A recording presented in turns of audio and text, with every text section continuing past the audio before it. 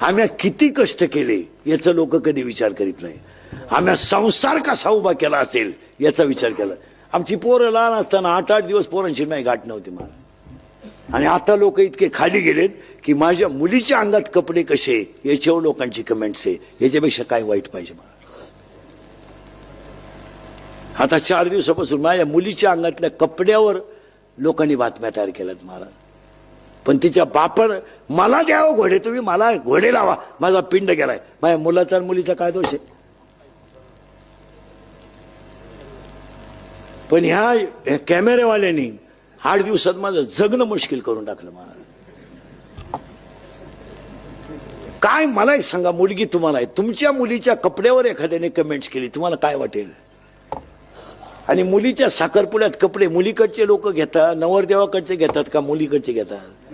मग कपडे त्यांनी आणले असतील का म्या घेतले असतील. मग एवढी तरी क्लिप टाकणाऱ्याला लाज पाहिजे ना. माणूस नालायक असावं पण किती.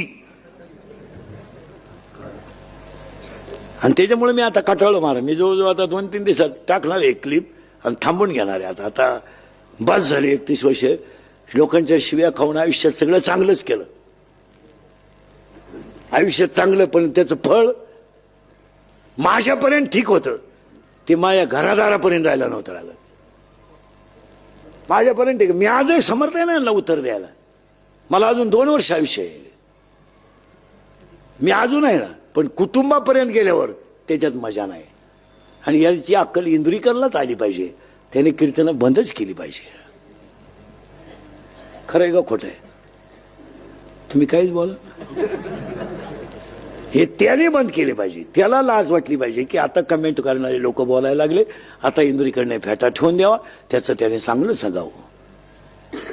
हा मी 2-3 दिवसापासून विचार करतोय. 1-2-3 दिवसात घेणार निर्णय मी. पण ते मजा नाही राहिली त्याच्यात. आता तुम्ही दुसऱ्याला काहीच बोलत नाही ना मला. आता हे